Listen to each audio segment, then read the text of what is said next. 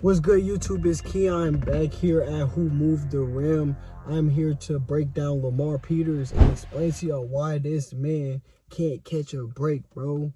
A lot of people been talking about the LP and Zay matchup, as LP is very good at marketing himself. And they've been talking about the biggest problem with LP being his stamina or his conditioning or his cardio, whatever it is. It's something physical that everybody is talking about. But I think there's actually a bigger problem with Lamar Peters that no one is actually talking about. And it's actually right in front of all of our faces.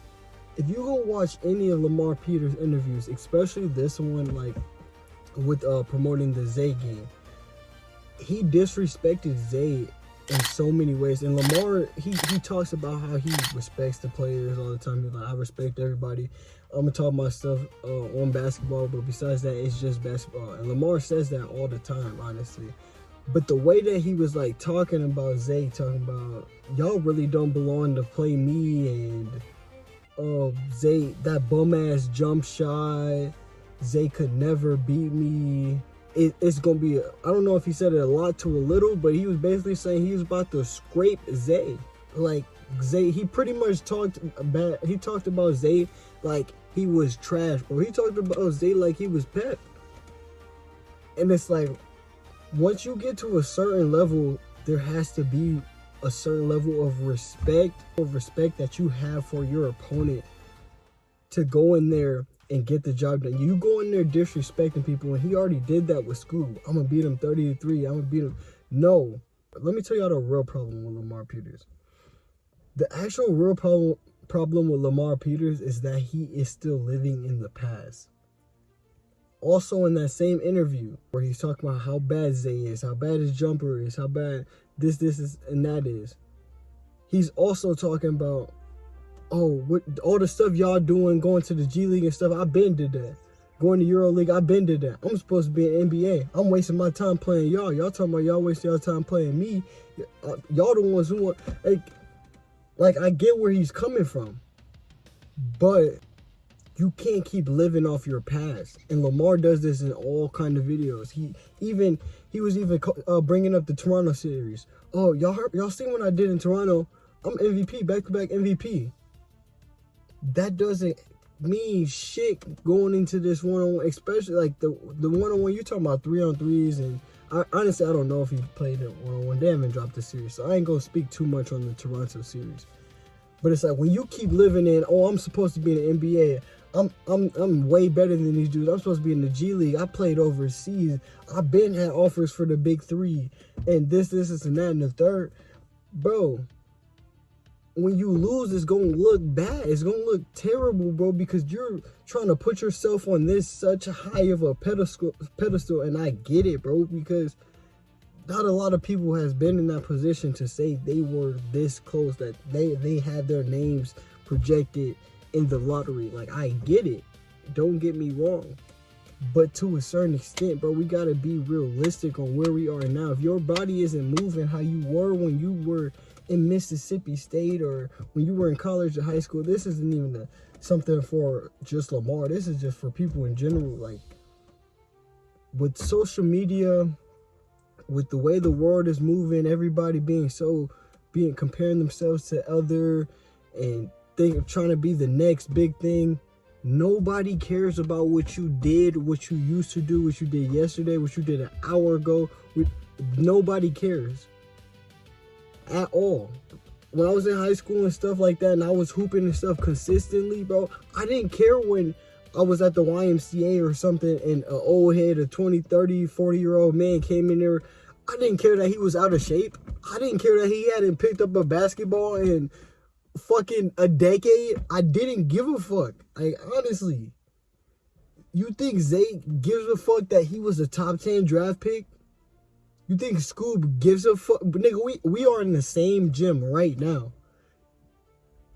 You was that, but what are you now? They've been beating up on pros. Some pros have been coming in and beating up on them. But nonetheless, I made this video just to let y'all know that this this is like a mental problem with like Lamar. And I'm not saying a mental problem like he's mentally ill or anything like that, but this is like he has to humble himself just a little bit.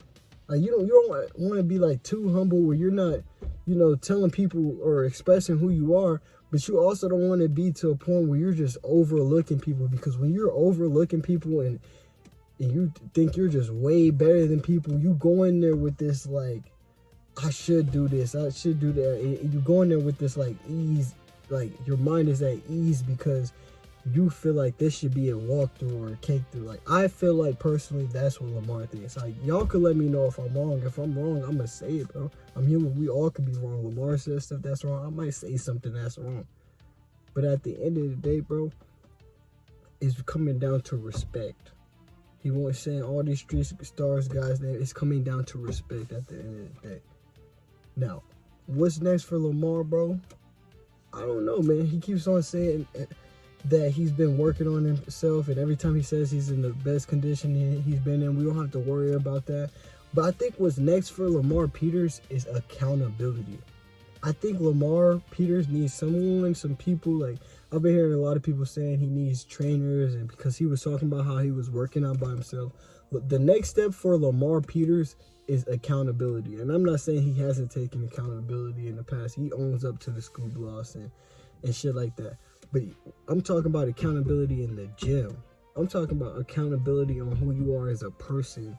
Accountability on real life shit. I don't know Lamar personally, and I don't care to get into his personal. I don't know that. But you need somebody to check you or keep you accountable for you personally, for your work ethic. Like Lamar, you not actually in real shape. Like you're not in the shape that you need to be in one-on-one shape. You think you in pro shape because you was a pro. You not in pro shape. You could go 2 more laps. You could shoot 200 more shots. You shot 750. Shoot 1,000. Shoot 250 more.